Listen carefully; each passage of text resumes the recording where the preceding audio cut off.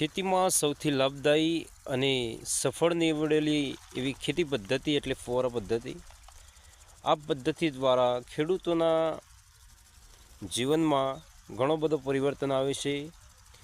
8 કલાક માટે અહીંયા પાવા માટે ઊભું રહેવું પડતું નથી અને તમારા 8 કલાકમાં જ તમે 8 વીઘા 10 વીઘા જેવું તમારું પાણી એવું તમે પાઈ શકો છો. માટે બધાને નમ્ર વિનંતી કે આ ફુવારા પદ્ધતિનો ઉપયોગ કરે.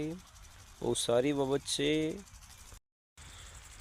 જો તમારે ખેતીમાં સફળ થવું હોય તો ફુવારા પદ્ધતિ ઇઝ બેસ્ટ ઉપયોગ, બેસ્ટ વસ્તુ છે, જેનાથી તમે 8 કલાક માટે ફ્રીલી થઈ જાઓ છો અને જેથી 8 કલાક માટે તમારો બીજો ભાઈ એટલે કે ફુવારો તમારું કામ સતત કરતો રહેશે 8 કલાક માટે. અને તમે આ 8 કલાકનો ઉપયોગ બીજે કરશો તો તમને ખેતી પણ થશે અને સાથે સાથે તમારો આર્થિક વિકાસ થશે. આ વિકાસ માટે તમે આ ફુવારા પદ્ધતિનો ઉપયોગ કરો. સરકાર આમાં 70% જેટલી સબસિડી આપે છે.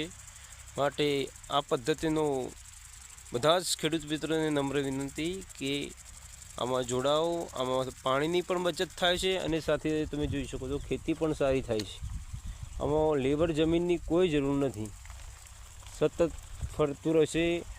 આનો એક બીજો એક વાત છે કે આ 1 મિનિટમાં તમને 8 થી 10 લીટર પાણી સતત સ્પ્રિંકલર કરતું રહેશે. એટલે કે 1 કલાકમાં તમને 800 લીટર પાણી અને આ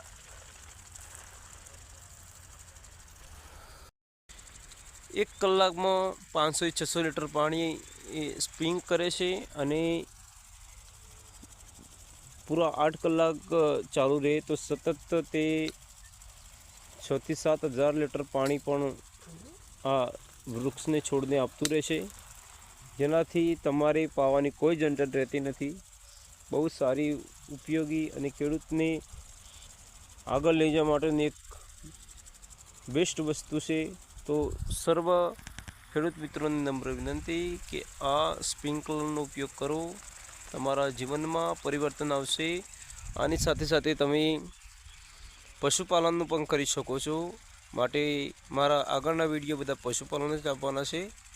તો એટલા માટે મેં બતાવ્યું છે કે તમે 8 કલાક માટે પાવા માટે જાઓ છો તો એ 8 કલાક માટે તમારે જવું નહીં પડે. એ 8 કલાક તમે બીજા કામમાં ઉપયોગ કરશો તો તમારી ખેતી પણ થશે અને સાથે સાથે તમે બીજા કામ કરશો એટલે તમારી ત્યાંથી તમારી ઇન્વેસ્ટમેન્ટ આવશે.